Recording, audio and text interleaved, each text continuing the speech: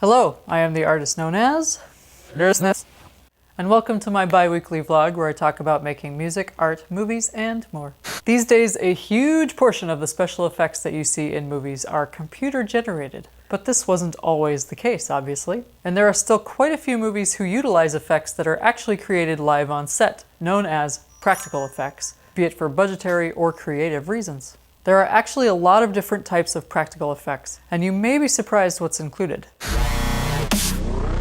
One of the most obvious and exciting types of practical effects on a set is an explosion!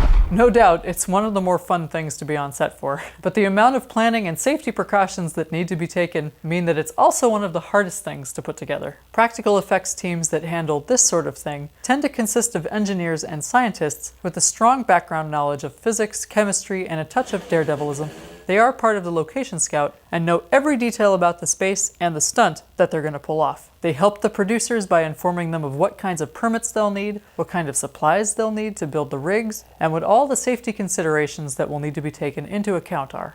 They also usually know who the most qualified stunt people are for the job. Professional stunt drivers, for example, are highly trained and heavily insured to be able to pull off car flips and quick escapes. Once in a while, you'll find a particularly daring actor who wants to do their own stunts, such as Tom Cruise or Jackie Chan, but generally producers try to avoid this because many of these stunts can be deadly. Sadly, even very experienced stunt people have died on film sets, despite having all the meticulously planned safety measures followed. It happens.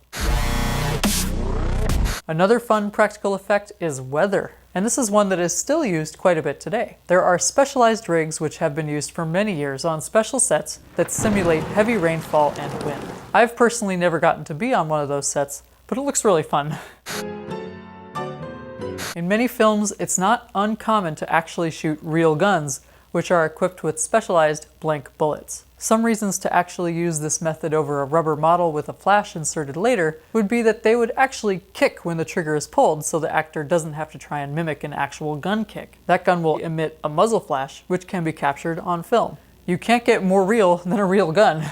For the same reason, however, you can't use these when you're in close range to someone. A blank explodes at the muzzle to create that flash, and you don't want to be anywhere close to that when it's fired. Squibs are little blood packets which are designed to explode at the push of a button, and are used for the people who are being shot. These actually pack quite a bit of a punch. They sometimes have to be strong enough to burst fluid through fabric, and consequently it's not uncommon to get a small bruise if you're not protected underneath them enough. This is my favorite kind of practical effects, probably because I'm a huge fan of monsters and creature features. The range of makeup effects in film is vast. Most of the time, it's as simple as creating a realistic cut or a bruise on the body, but it can get as complicated as turning someone into a completely different person, or a full-body creature suit. And I'm not just talking about B-movies from the 50s and 60s, like the creature from the Black Lagoon, which by the way is an amazing suit, but throughout film history up until today. Star Wars, Star Trek, the first xenomorph from Alien, countless horror movies throughout the 80s and 90s, and this last year's 2018 Best Picture Oscar winner, The Shape of Water. And it's not just strange otherworldly creatures either. Another 2017 film called Darkest Hour included Gary Oldman getting a full body transformation into an amazingly convincing Winston Churchill. These crazy suits and transformations can take months for the artists to plan, sculpt, and figure out how to apply safely and comfortably onto an actor. Not to mention that on the shoot itself, it can take an entire day to actually apply on the actor. The things we do for art. These days, many of these practical effects are still augmented with computer help in the final picture, but in my humble opinion, there is no denying that having a real foundation which is actually implemented on set can really ground and sell the effect in the movie.